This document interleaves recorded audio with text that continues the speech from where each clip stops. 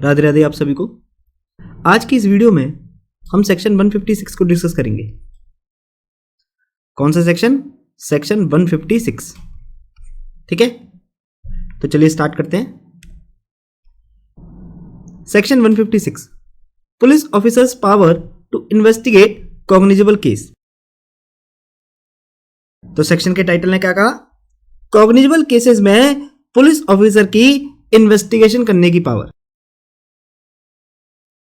Basically section 154 में cognizable offence के respect में जो एफआईआर लॉन्च की जाती है उसकी इन्वेस्टिगेशन से ये जो सेक्शन है डील करता है। तो चलिए रीड करते हैं क्लॉज 1 को। क्या कहता है clause 1? Any officer in charge of a police station may without the order of a magistrate investigate any cognizable case which a court having jurisdiction over the local area within the limits of such station would have power to inquire into or try under the provisions of chapter 13.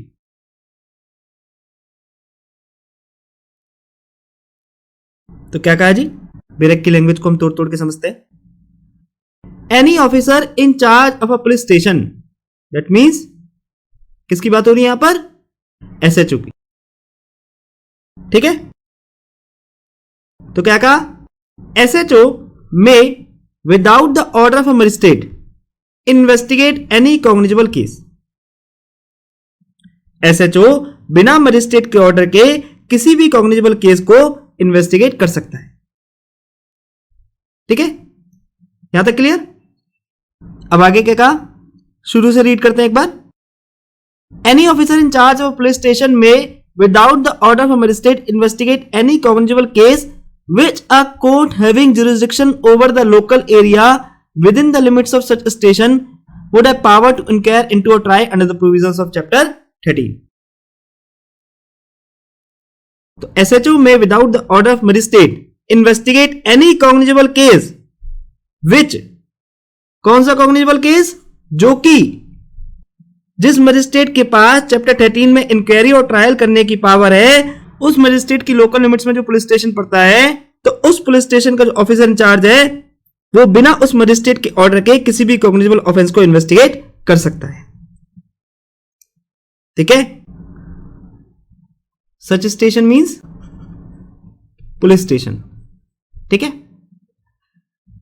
देखो एक चीज मैं आपको यहां बता दूं कि section की जो लाइन है ना, कहां से? यहां से, विच अ कोर्ट हैविंग जुरिडिक्शन से लेकर चैप्टर 13 तक, ये बहुत ही कॉम्प्लिकेटेड है। ठीक है, अगर अभी हमने जो डिस्कस किया है वो आपके समझ में आ जाता है तो बहुत अच्छी बात है। अगर वो आपके समझ में नहीं आया तो कोई बात नहीं, एक बार हम इस चीज को डायग्रामेटिक वे से समझ लेते हैं। ठीक है, सपोज करके चलिए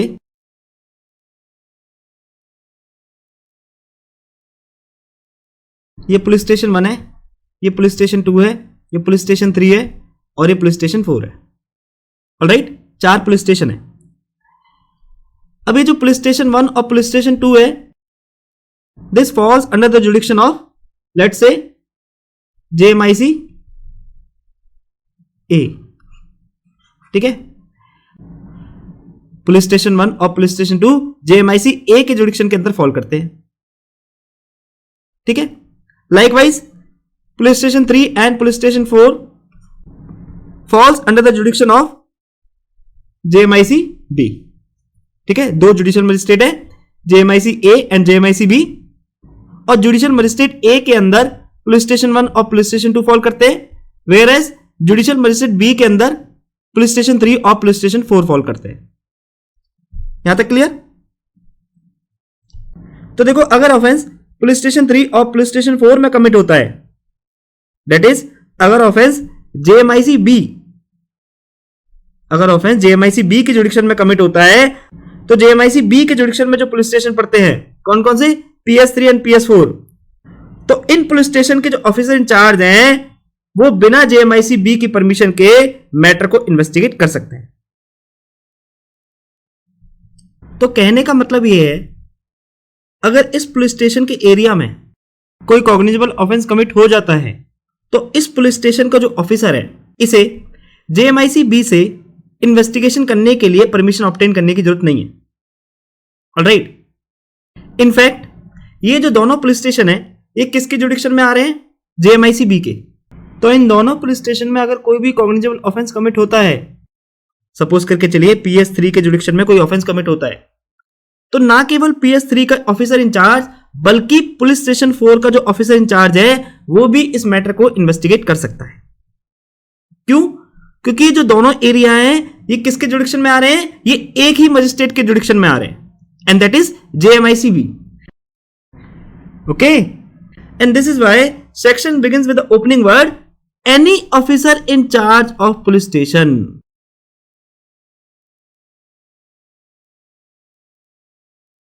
अगर आपने क्लॉज 1 को ध्यान से पढ़ा है तो जो क्लॉज 1 है उसका ओपनिंग वर्ड क्या है? Any officer in charge of police station. क्या वर्ड दे रखा है? Any officer, any officer in charge of police station. तो वर्ड एनी यहां क्या डिपिक्ट कर रहा है कि चाहे इस पुलिस स्टेशन के एरिया में ऑफेंस हो, चाहे इस पुलिस स्टेशन के एरिया में ऑफेंस हो, अगर ये दोनों पुलिस स्टेशन एक ही जुडिशियल मजिस्ट्रेट के एरिया में फॉल करते हैं तो ऐसे केसेस में जब ऑफेंस PS3 में हुआ हो या पुलिस स्टेशन 4 में हुआ हो, दोनों पुलिस स्टेशन के जो ऑफिसर हैं वो उस मैटर को इन्वेस्टिगेट कर सकते हैं। Clear? This is why clause 1 begins with the expression any. Okay, थोड़ा बहुत रफ आइडिया आपके माइंड में क्रिएट हुआ? नहीं हुआ? डाउट है अभी भी? ये अच्छे से क्लैरिटी नहीं आ पा रही है? ऐसा ही कुछ है? चलिए कोई बात नहीं, इसको हम एक और एग्जांपल समझने की कोशिश करते हैं। चलिए एक काम करते हैं, हम दिल्ली के कंटेक्स्ट में इस क्लॉज 1 को समझने की कोशिश करते हैं। सपोज करके चलिए एक जुडिशियल मजिस्ट्रेट है, ठीक है, इसका नाम दे देते हैं हम, क्या नाम दे बताइए? चलिए भरत चुग नाम दे देते हैं इसका, ठीक है। जानते हो नहीं भरत चुग के बारे में? कभी इनकी कोर्ट में अपीयर हुए हो? 30 यारी कोर्ट में बैठते थे और क्या शानदार जज थे यार, मतलब वर्ड्स नहीं है मेरे पास इनको डिफाइन करने के लिए। सीरियसली मैं खुद भी इनकी कोर्ट में 3 से 4 बार अपीयर हुआ हूं, and the way he settle down the matters, the way he conduct the business of the court, यार आप बस फिदा ही हो जाओगे। अब तो I guess Luthra and Luthra में पार्टनर है, काफी सेमिनार भी कंडक्ट करते रहते हैं। एनीवेज वापस आते हैं, तो मान के चलिए एक जुडिशियल मजिस्ट्रेट है जिनका नाम है भरत चुग, ठीक है। अब इन जुडिशियल मजिस्ट्रेट के अंदर 3 एरियाज आते हैं जी, कौन कौन से? मुखर्जी नगर,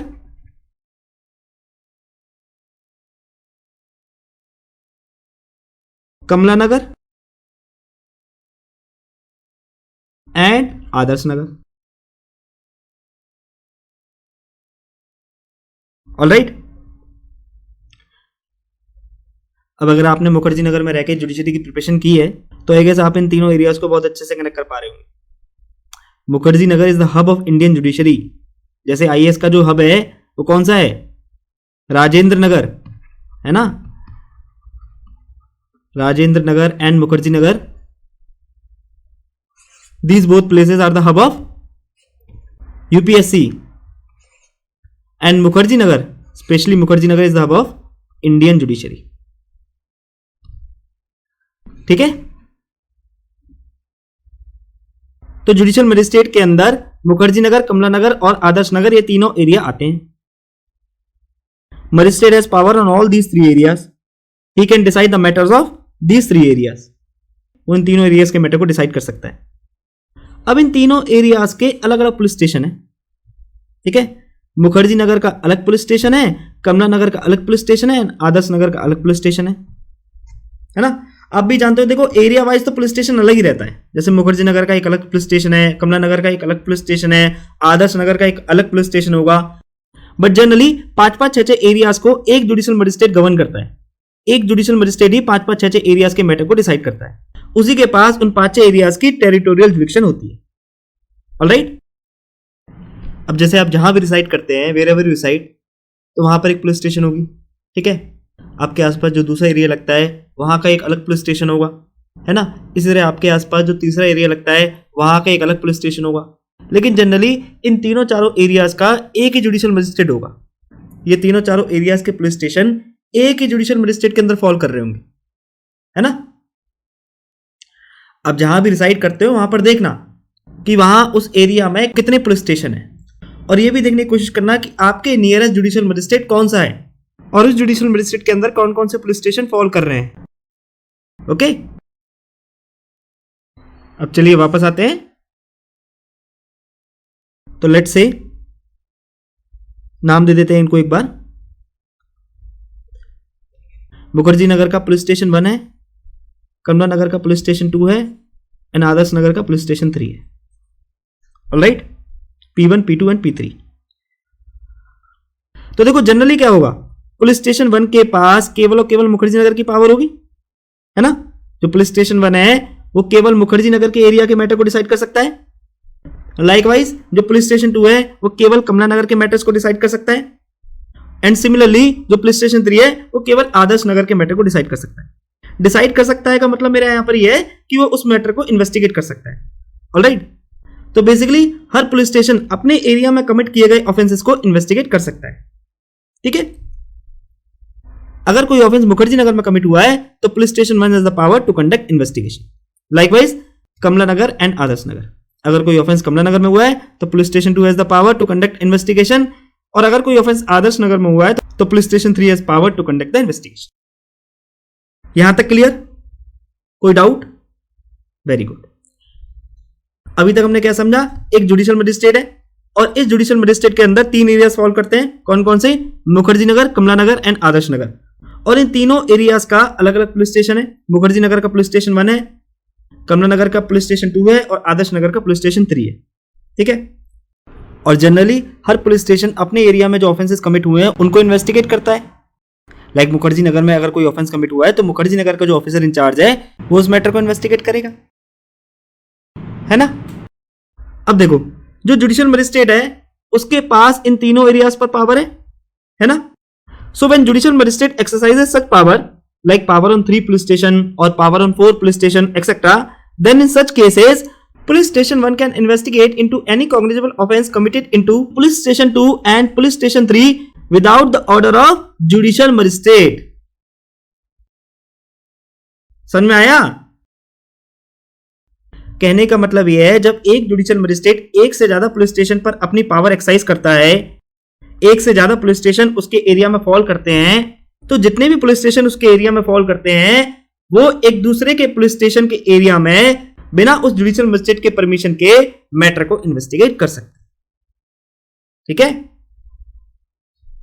तो जैसे सपोज करके चलिए, अगर ऑफेंस कमिट होता है कमला नगर में, ठीक है, तो ना केवल कमला नगर पुलिस स्टेशन का ऑफिसर इंचार्ज बल्कि आदर्श नगर पुलिस स्टेशन का ऑफिसर इंचार्ज और मुखर्जी नगर पुलिस स्टेशन का ऑफिसर इंचार्ज, इन दोनों पुलिस स्टेशन के ऑफिसर इंचार्ज भी कमला नगर वाले पुलिस स्टेशन के मैटर को बिना जुडिशियल मजिस्ट्रेट के इन्वेस्टिगेट कर सकते हैं। क्यों? क्योंकि जो तीनों के तीनों एरियाज हैं ये किस जुडिशियल मजिस्ट्रेट के अंदर आ रहे हैं? जुडिशियल मजिस्ट्रेट भरत चुक के अंदर, यानी सेम जुडिशियल मजिस्ट्रेट के अंदर आ रहे हैं। तो बेसिकली जो मजिस्ट्रेट कमला नगर वाले ऑफेंस को ट्राई और इंक्वायर कर सकता है, उस मजिस्ट्रेट की जुडिक्शन में आने वाले जितने भी पुलिस स्टेशन हैं उन पुलिस स्टेशन के पुलिस ऑफिसर मैटर को बिना भरत चुक की परमिशन के इन्वेस्टिगेट कर सकते हैं। तो आई गेस अभी आपको बहुत अच्छे समझ में आ गया होगा। मैं वापस एक बार रिपीट कर देता हूं। ये जो लाइन है बेरक की, which a court having jurisdiction over the local area within the limits of such police station would have power to inquire into a trial under the provisions of chapter 13। ये line थोड़ी सी complicated है, इसलिए हमने इस particular line को diagrammatic वे से समझने की कोशिश की। ठीक है, और हाँ एक और बात मैं आपको बता दूं, एग्जाम पॉइंट ऑफ व्यू के लिए बिल्कुल भी मटेरियल नहीं है। ठीक है, बस एक क्लॉज 1 का पार्ट है, तो इसलिए हम यहां इसको समझ रहे हैं। ऑलराइट,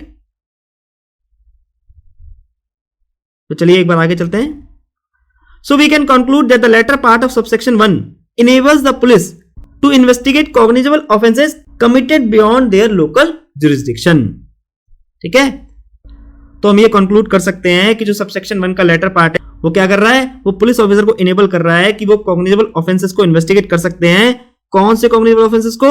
जो कि उस पुलिस स्टेशन के जुडिक्शन के बाहर कमिट हुए हैं। committed beyond their local jurisdiction. This was held in Satvinder Kaur versus State.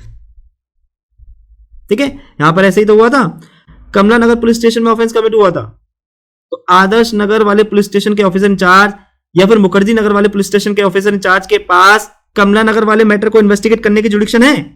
Generally नहीं है। क्यों? क्योंकि वो ऑफेंस उसके एरिया में कमिट नहीं हुआ। भाई देखो, जनरल रूल तो यही है ना कि हर पुलिस स्टेशन का जो ऑफिसर इंचार्ज है वो अपने लोकल लिमिट्स में, अपने पुलिस स्टेशन के लिमिट्स में जो ऑफेंसेस कमिट हुए हैं उन्हीं को इन्वेस्टिगेट करेगा, है ना।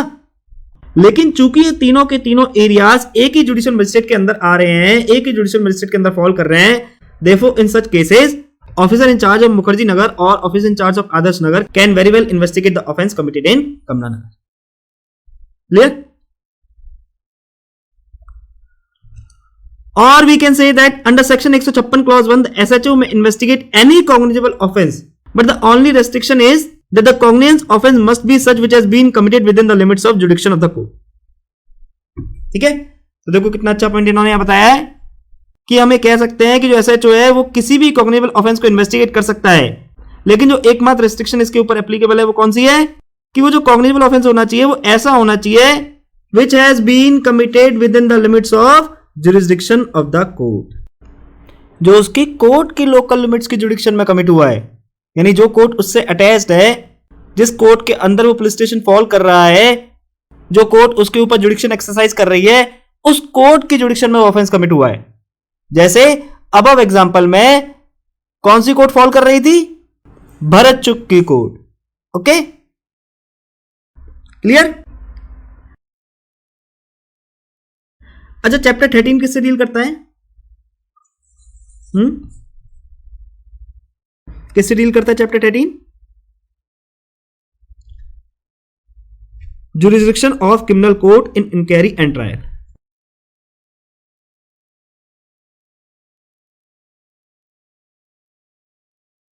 तो देखो, जो चैप्टर 13 है वो कोर्ट की टेरिटोरियल जुरिस्डिक्शन एक्सपेंड करता है। क्या करता है? चैप्टर 13 कोर्ट की टेरिटोरियल जुडिक्शन एक्सपेंड करता है। जैसे एक छोटा सा एग्जांपल लेते हैं, मान के चलिए एक लड़की को दिल्ली से किडनैप किया गया, ठीक है, एक लड़की को दिल्ली से किडनैप किया गया और वहां से उसे गुड़गांव ले जाया गया, दिल्ली से किडनैप करके गुड़गांव ले जाया गया, जहां फिर उसे डिटेन करके रखा गया। ऑलराइट, तो अब कौन सा मजिस्ट्रेट इस ऑफेंस को ट्राई कर सकता है? दिल्ली वाला मजिस्ट्रेट जहां वो ऑफेंस कमिट हुआ है, यानी जहां किडनैपिंग हुई है, या फिर गुड़गांव वाला मजिस्ट्रेट जहां उस लड़की को डिटेन करके रखा गया है? बताइए।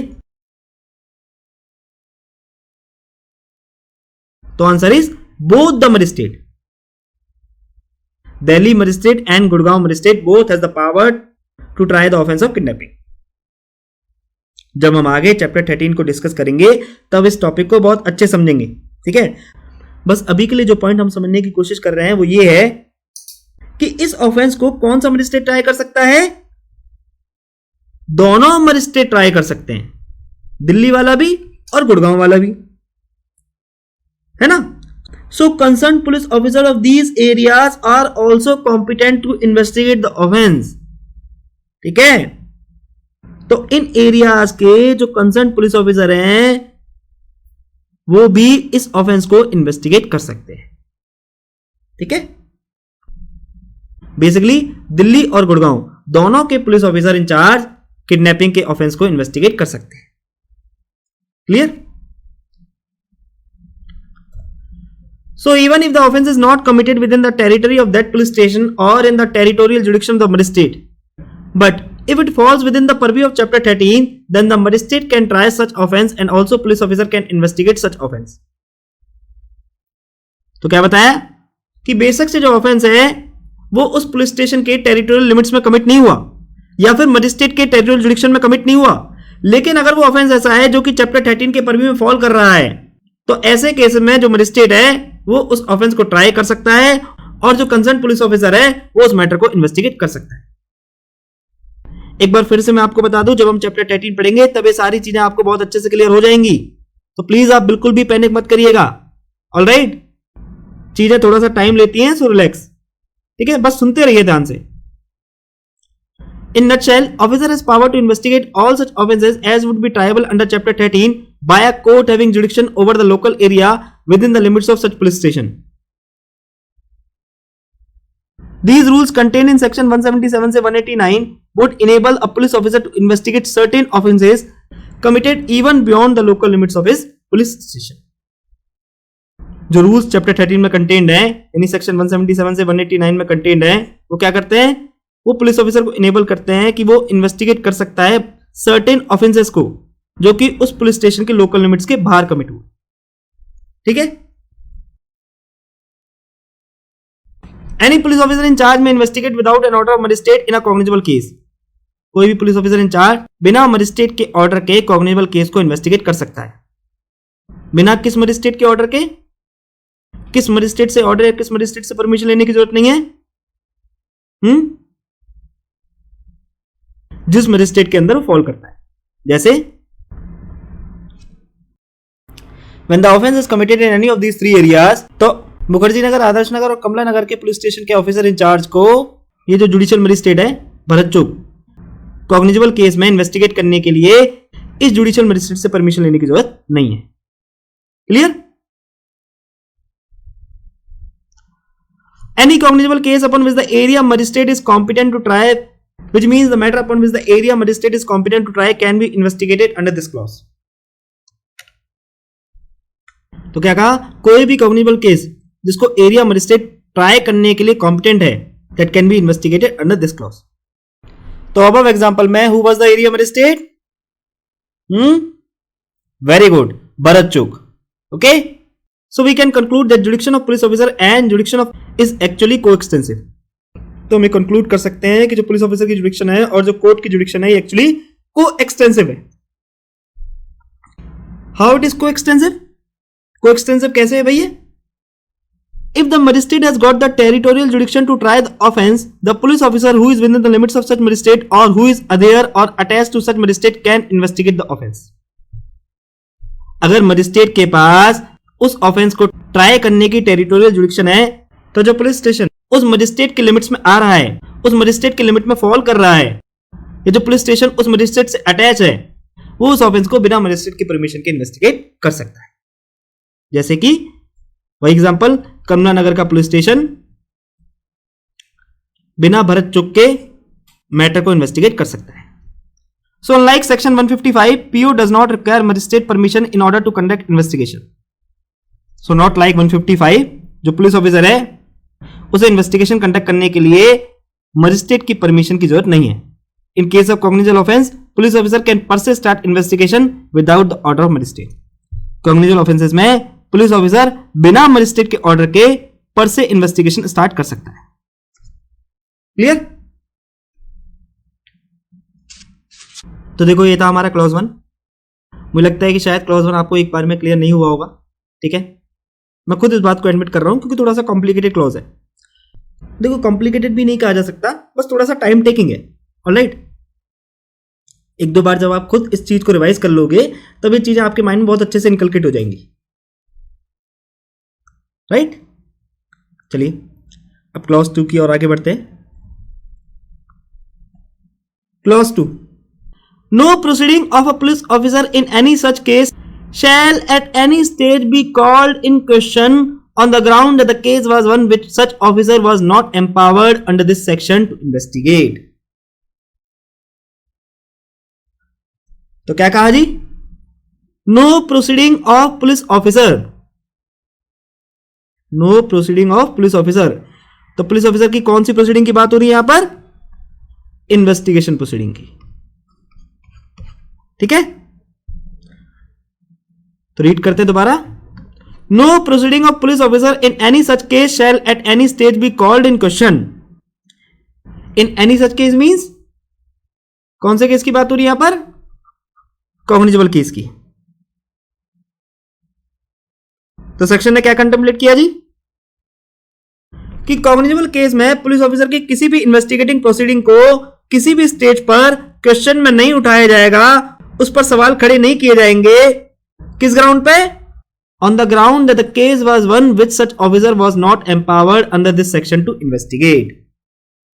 कि केस ऐसा है जिसको वो पुलिस ऑफिसर इस सेक्शन में इन्वेस्टिगेट करने के लिए एम्पावर्ड नहीं।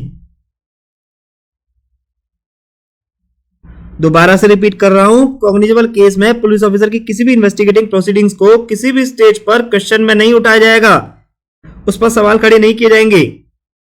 किस ग्राउंड पे? कि केस ऐसा है जिसको पुलिस ऑफिसर इस सेक्शन में इन्वेस्टिगेट करने के लिए एम्पावर्ड नहीं है। एम्पावर्ड नहीं है मींस उस पुलिस ऑफिसर के पास इन्वेस्टिगेशन की पावर नहीं है। ओके? तो देखो जनरली होता क्या है, पुलिस ऑफिसर के पास अपने एरिया में इन्वेस्टिगेशन करने की पावर होती है ना? जैसे कि कमला नगर का पुलिस ऑफिसर कमला नगर में इन्वेस्टिगेट कर सकता है। बट क्लॉज 1 में हमने क्या पढ़ा कि अगर police station same judicial magistrate के जुडिक्शन में फॉल कर रहे हैं तो वो मैटर को इन्वेस्टिगेट कर सकते हैं। बट यहां इन्होंने क्या कहा कि अगर पुलिस ऑफिसर किसी दूसरे एरिया में जाके इन्वेस्टिगेशन कंडक्ट करता है, दूसरे एरिया से मेरा मतलब यहां ये है कि वो सेम जुडिशियल मजिस्ट्रेट के जुडिक्शन में फॉल नहीं करता। जैसे मान के चलिए लक्ष्मी नगर का पुलिस ऑफिसर मुखर्जी नगर के ऑफेंस को इन्वेस्टिगेट कर रहा है, तो उसकी जो इन्वेस्टिगेशन है उसे डिस्कार्ड नहीं किया जाएगा, उसको क्वेश्चन नहीं किया जाएगा ऑन द ग्राउंड कि वो जो पुलिस ऑफिसर है वो इन्वेस्टिगेशन कंडक्ट करने के लिए एम्पावर नहीं है। जैसे मान लो offence is committed in Delhi, ठीक है, ऑफेंस जो है वो दिल्ली में कमिट हुआ। अब पुलिस ऑफिसर इन्वेस्टिगेशन कर रही है, इन्वेस्टिगेशन के दौरान उन्हें एक पर्सन पर डाउट हुआ, ठीक है, पुलिस ऑफिसर को एक पर्सन पर सस्पिशन अराइज हुआ। अब वो जो पर्सन है वो पुलिस ऑफिसर को देखते ही भागने लगा। अब भागते भागते उसने दिल्ली से हरियाणा में एंटर ले ली, ठीक है, वो भी अपनी गाड़ी से भाग रहा था और उसके पीछे पुलिस ऑफिसर की कार जो है उस बंदे की कार को चेस कर रही थी। अब इसने भागते भागते दिल्ली से हरियाणा में एंट्री ले ली, वो दिल्ली से गुड़गांव पहुंच गया। अब दिल्ली पुलिस भी इसके पीछे भागते भागते दिल्ली से हरियाणा में एंटर कर गई और वहां पहुंच के उसे अरेस्ट कर लिया। तो अब इस इन्वेस्टिगेशन प्रोसीडिंग को केवल इस ग्राउंड पर क्वेश्चन नहीं किया जाएगा कि पुलिस ऑफिसर के पास इन्वेस्टिगेशन कंडक्ट करने की पावर नहीं थी, जो ऑफेंस है वो उस पुलिस स्टेशन के एरिया में कमिट नहीं हुआ है, ठीक है। ये एक और एग्जांपल ले लेते हैं। मान लो ऑफेंस दिल्ली के मुखर्जी नगर में हुआ, ठीक, और कनॉट प्लेस की पुलिस आके उस मैटर को इन्वेस्टिगेट कर रही है, तो हम उस इन्वेस्टिगेशन पर कोई क्वेश्चन नहीं उठा सकते ऑन द ग्राउंड दैट उस इन्वेस्टिगेशन को कंडक्ट करने के लिए वो जो पुलिस ऑफिसर है वो एम्पावर्ड नहीं है। इसी तरह एक और एग्जांपल समझिए। मान के चलिए दिल्ली पुलिस ने एक कार को दिल्ली से ड्रग्स, ओपीएम, एलएसडी, इसके अलावा और भी कई तरीके के नशीले पदार्थ नोएडा ले जाते हुए देखा, ठीक है, दिल्ली पुलिस ने एक कार को दिल्ली से drugs, opium, LSD etcetera Noida ले जाते हुए देखा। ये मान लो दिल्ली से चोरी का सामान गाजियाबाद ले जाते हुए देखा। अब आप खुद यहां लॉजिक सोचिए, क्या पुलिस ऑफिसर को उन लोगों को एप्रिहेंड करने की कोशिश नहीं करनी चाहिए? क्या पुलिस ऑफिसर बस ये कहकर वहां से गलती मान ले कि भैया मेरी जुडिक्शन तो दिल्ली की है और ये कार दिल्ली से नोएडा जा रही है, तो नोएडा तो मेरी जुडिक्शन के बाहर है, इसलिए मैं तो कुछ कर ही नहीं सकता, मैं तो इन्वेस्टिगेशन कंडक्ट करने के लिए एम्पावर्ड ही नहीं हूं। क्या वो केवल इस ग्राउंड पर ऑफेंस को इन्वेस्टिगेट ना करे या कि उसको एप्रिहेंड ना करे कि भाई वो ऑफेंस उसके एरिया में कमिट नहीं हुआ है? बताइए आप। भाई वो कौन है? वो पुलिस ऑफिसर है और उसका काम ही क्या है? ऑफेंस को प्रिवेंट करना, ऑफेंस को अच्छे से इन्वेस्टिगेट करना, फेयर प्रॉपर कंप्लीट इन्वेस्टिगेशन करना। तो इसलिए वो जो पुलिस ऑफिसर है उस ऑफेंस को इन्वेस्टिगेट करने के लिए एम्पावर्ड है या नहीं है, इस चीज से कोई खास फर्क नहीं पड़ता, ठीक है। Thus, it is not within the jurisdiction of the investigating agency to refrain itself from holding a proper and complete investigation merely upon arriving at a conclusion that the offences had been committed beyond its territorial jurisdiction. समझ में आया? जो investigating agency है वो खाली ये कहकर investigation से पलड़ा नहीं झाड़ सकती कि जो ऑफेंस है वो उसकी टेरिटोरियल जुडिक्शन के बाहर कमिट हुआ है। हालांकि देखो प्रैक्टिकली ऐसा बहुत कम ही होता है कि एक पुलिस ऑफिसर जिसके पास मैटर को इन्वेस्टिगेट करने की जुडिक्शन नहीं है वो मैटर को इन्वेस्टिगेट करे। लेकिन देखो प्रैक्टिकली क्या होता है, जब पुलिस ऑफिसर अपनी जुडिक्शन के बाहर जाके किसी ऑफेंस को इन्वेस्टिगेट करता है ना, तो कोर्ट वहां कॉशियस हो जाती है। कोर्ट कॉशियस होकर ये देखती है कि इस पुलिस ऑफिसर ने जो इन्वेस्टिगेशन कंडक्ट की है वो बोनाफाइडली की है या मेलाफाइडली की है। कहीं ऐसा तो नहीं उस केस में उसका कोई जानी दुश्मन इन्वॉल्व था, इसलिए उससे बदला लेने के लिए उसने वो इन्वेस्टिगेशन कंडक्ट की, उसे इंप्लीकेट करने के लिए उसने वो इन्वेस्टिगेशन कंडक्ट की। कहीं इस इन्वेस्टिगेशन को करने के पीछे पुलिस ऑफिसर का कोई अल्टीरियर मोटिव तो नहीं है। तो बेसिकली ऐसे केसेस में कोर्ट इन सब बातों को कंसीडर करती है ताकि जो जस्टिस है वो फेल ना हो पाए। ऑलराइट, मान के चलिए दिल्ली के पुलिस ऑफिसर ने गुड़गांव में जाकर इसी मैटर को इन्वेस्टिगेट कर दिया, ठीक है। तो ऐसे केसेस में जो कोर्ट है वो थोड़ा सा एक्स्ट्रा कॉशियस हो जाती है। कोर्ट यहां ये डिटरमाइन करने की कोशिश करती है कि कहीं इस इन्वेस्टिगेटिंग ऑफिसर का कोई अल्टीरियर मोटिव तो नहीं था, कहीं ऐसा तो नहीं है कि ये इस केस से रिलेटेड किसी विक्टिम को या किसी एक्यूज को बचाने की कोशिश कर रहा है, कहीं ऐसा तो नहीं है एक्यूज या एग्री पार्टी दोनों में से कोई ना कोई इन्वेस्टिगेटिंग ऑफिसर के जानकार है, या दोनों में से कोई भी एक पार्टी इन्वेस्टिगेटिंग ऑफिसर के जानी दुश्मन है। क्योंकि देखो जज साहब भी कोई आंख कान नाक को बंद करके तो बैठे नहीं है। अगर कोई पुलिस ऑफिसर दिल्ली से गुड़गांव मैटर को इन्वेस्टिगेट करने जा रहा है तो कहीं ना कहीं वो उस चीज को सूंघ सकते हैं कि शायद कुछ गड़बड़ है ना। शायद हो सकता है कि जो पुलिस ऑफिसर वो मेलाफाइड इन्वेस्टिगेशन कर रहा है, हो सकता है जो पुलिस ऑफिसर है उसका इस इन्वेस्टिगेशन के पीछे कोई अल्टीरियर मोटिव है, वो किसी पार्टी को बचाना चाह रहा है, वो किसी पार्टी को फॉल्सली इंप्लीकेट करना चाह रहा है ना। तो बेसिकली इंटरेस्ट ऑफ जस्टिस को प्रोटेक्ट करने के लिए, उसको प्रिवेंट करने के लिए कोर्ट ये सारी चीजें डिटरमाइन करती है। Clear? However, it is to be noted that the court has conferred power on the statutory authorities to direct transfer of an investigation from one police station to another in the event if it is found that they do not have any jurisdiction in the matter. So, if it is found that the investigation has been conducted by an investigating officer who did not have any territorial jurisdiction in the matter, the same should be transferred by him to the police station having required jurisdiction. Held in Naresh Kumar Khatri vs State of Gujarat 2008.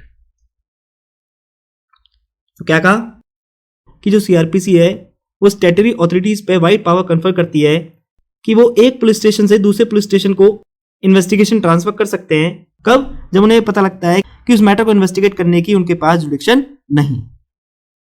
So if it is found that investigation has been conducted by IO who did not have any territorial jurisdiction in the matter, तो अगर ये पाया जाता है IO के पास matter को investigate करने की टेरिटोरियल जुडिक्शन नहीं है, then the same should be transferred by him to the police station having required jurisdiction. तो वो जो इन्वेस्टिगेशन है वो उस पुलिस स्टेशन को ट्रांसफर कर दी जानी चाहिए जिसके पास उस मैटर को इन्वेस्टिगेट करने की जुरिस्डिक्शन है। Okay, so on the point of lack of jurisdiction, the expressive declaration in section 156 clause 2 makes it clear that even if the police officer concerned did not have the territorial jurisdiction to investigate, बेशक से police officer के पास matter को investigate करने की territorial jurisdiction नहीं है, the legality of that investigation can not be question. उस इन्वेस्टिगेशन की जो लीगैलिटी है कि वो जो इन्वेस्टिगेशन है वो लीगल है या नहीं, इस पर कोई सवाल नहीं उठाया जा सकता। Under section 156 clause 2 of CrPC, no proceeding of a police officer of such case at any stage can be called into question on the ground of lack of competency और authority, that is lack of territorial jurisdiction. Territorial jurisdiction के ground पर police officer की किसी भी investigating proceeding को question में नहीं उठाया जा सकता। Thus in cognizable cases a police officer need not to take permission from magistrate to investigate the case. तो cognizable cases में पुलिस ऑफिसर को इन्वेस्टिगेट कंडक्ट करने के लिए मजिस्ट्रेट से परमिशन लेने की कोई जरूरत नहीं है। However, he should have territorial jurisdiction to investigate the case. But उसके पास मैटर को इन्वेस्टिगेट करने की टेरिटोरियल जुडिक्शन होनी चाहिए। But if the above requirement is not fulfilled, लेकिन अगर ऊपर वाली रिक्वायरमेंट फुलफिल नहीं होती, यानी अगर उसके पास उस मैटर को इन्वेस्टिगेट करने की टेरिटोरियल जुडिक्शन नहीं है and still the officer does the investigation, और फिर भी वो पुलिस ऑफिसर उस मैटर को इन्वेस्टिगेट कर देता है, then as per section 156 clause 2 वो जो इन्वेस्टिगेशन है that should not be question, it will not be brought into question only on that ground. On that ground means कि उस पुलिस ऑफिसर के पास मैटर को इन्वेस्टिगेट करने की टेरिटोरियल जुडिक्शन नहीं थी। If police officer, despite not having jurisdiction to investigate the matter, then such an investigation will not be questioned. अगर पुलिस ऑफिसर के पास मैटर को इन्वेस्टिगेट करने की कोई जुडिक्शन नहीं है, फिर भी वो मैटर को इन्वेस्टिगेट कर देता है, तो उसकी इन्वेस्टिगेशन को क्वेश्चन में नहीं उठाया जाएगा। This is because under section 156 in a cognizable case, a police officer is competent to investigate without any magisterial order, and therefore, unlike section 155, there is no inherent lack of competency, rather there is only jurisdictional defect. Therefore, it is curable irregularity under section 465. तो ऐसा किस लिए? क्योंकि 156 में cognizable case में police officer के पास पर से पावर है कि वो मैटर को इन्वेस्टिगेट कर सकता है, यानी पुलिस ऑफिसर पर से बिना मजिस्ट्रेट की परमिशन के मैटर को इन्वेस्टिगेट कर सकता है, unlike section 155। So basically there is no inherent lack of competency. तो यहां पर इनहेरेंट लैक ऑफ कॉम्पिटेंसी नहीं है। Police officer is competent to investigate the cognizable case without the order of magistrate, but the only defect is jurisdictional defect, कि police officer के पास matter को investigate करने की टेरिटोरियल जुरिडिक्शन नहीं थी। Therefore it is a curable irregularity under section 465। और इसलिए ये क्या है, ये एक क्यूरेबल इरेगुलरिटी है। कौन से सेक्शन में? सेक्शन 465 में। In Kartar Singh versus state of Haryana 1991 it was held that such an irregularity will not vitiate the proceeding. और Kartar Singh versus state of Haryana के केस में ये हेल्ड किया गया किस तरीके की जो इरेगुलरिटी है, यानी जब पुलिस ऑफिसर के पास मैटर को इन्वेस्टिगेट करने की पावर नहीं थी, बावजूद उसके उसने मैटर को इन्वेस्टिगेट किया, यानी बेसिकली अपनी टेरिटोरियल जुरिडिक्शन के बाहर जाके उसने मैटर को इन्वेस्टिगेट किया, तो ऐसी इरेगुलरिटी प्रोसीडिंग को विशेट नहीं करेगी। ओके, अब आगे क्वेश्चन है जी। क्वेश्चन क्या कहता है? Whether a police officer of a station has power to investigate into a crime committed outside his local jurisdiction? क्या पुलिस ऑफिसर किसी ऐसे ऑफेंस को इन्वेस्टिगेट कर सकता है जो उसके जुडिक्शन के बाहर कमिट हुआ है? तो answer is yes. This was held in Satvinder Kaur versus state 1999 Supreme Court, and also in Manoj Kumar Sharma and others versus state of Chhattisgarh Supreme Court it was held that police possesses power to conduct investigation for offenses committed beyond territorial jurisdiction. Clear? But again police officer beyond territorial jurisdiction matter को investigate तो कर सकता है, लेकिन फिर भी हम Naresh Kumar Khatri versus state of Gujarat के अकॉर्डिंग ही प्रोसीड करते हैं। क्या कहा था Naresh Kumar Khatri versus state of Gujarat के केस में?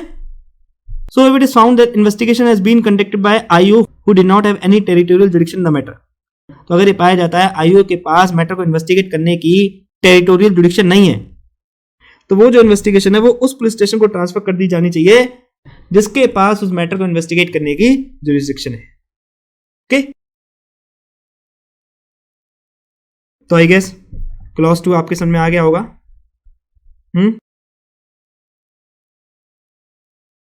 अब चलिए, अब आप लोग मेरे को एक क्वेश्चन का आंसर कमेंट करके बताइए। अगर एक पुलिस ऑफिसर किसी ऑफेंस को इन्वेस्टिगेट करना चाह रहा है जो उसके जुरिसडिक्शन के बाहर कमिट हुआ है, तो क्या उसे एरिया मजिस्ट्रेट की परमिशन चाहिए होगी? मान के चलिए वही एग्जांपल है आपका Mukherjee Nagar, Kamla Nagar and Adarsh Nagar. Offence is committed in Mukherjee Nagar, और ये जो तीनों एरियाज हैं ये एक ही जुडिशियल मजिस्ट्रेट के अंदर फॉल करते हैं। ठीक है, अब सपोज करके चलिए offence is committed in Mukherjee Nagar, तो क्या कमला नगर के पुलिस स्टेशन के ऑफिसर इंचार्ज को इस मैटर को इन्वेस्टिगेट करने के लिए JMIC 1 से परमिशन लेनी पड़ेगी? बहुत सोच समझ के इसका आंसर करिएगा, बताइए। चलिए, तो ये था हमारा आज का लेक्चर। अगर आपको लेक्चर पसंद आया है तो आप लाइक, शेयर और कमेंट जरूर कीजिएगा, और अगर आपको लेक्चर पसंद नहीं आया है तो आपको डिसलाइक करने का भी पूरा राइट है। और प्लीज आप लोग कमेंट करके अपने फीडबैक जरूर दीजिएगा, जिससे कि फ्यूचर में मैं अपने आप को और इंप्रूव कर सकूं। और अगर आप लोग चाहते हैं कि वीडियोस में किसी भी तरह का मैं चेंज करूं तो आप मुझे कमेंट करके बता सकते हैं। मैं पूरी कोशिश करूंगा चीजों को आपके अकॉर्डिंग चलाने की।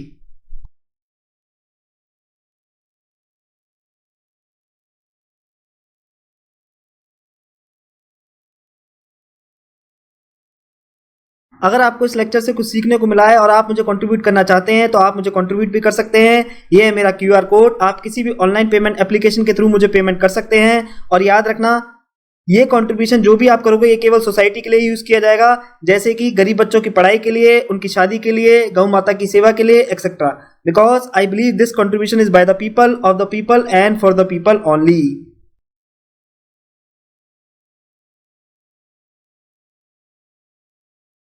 इसके अलावा इंस्टाग्राम और फेसबुक पे आप मेरे को फॉलो कर सकते हो, जो लिंक है वो डिस्क्रिप्शन बॉक्स में गिवन है। इंस्टाग्राम पे मैं अक्सर लाइव भी आता हूँ और प्रीवियस ईयर क्वेश्चन भी शेयर करता हूँ।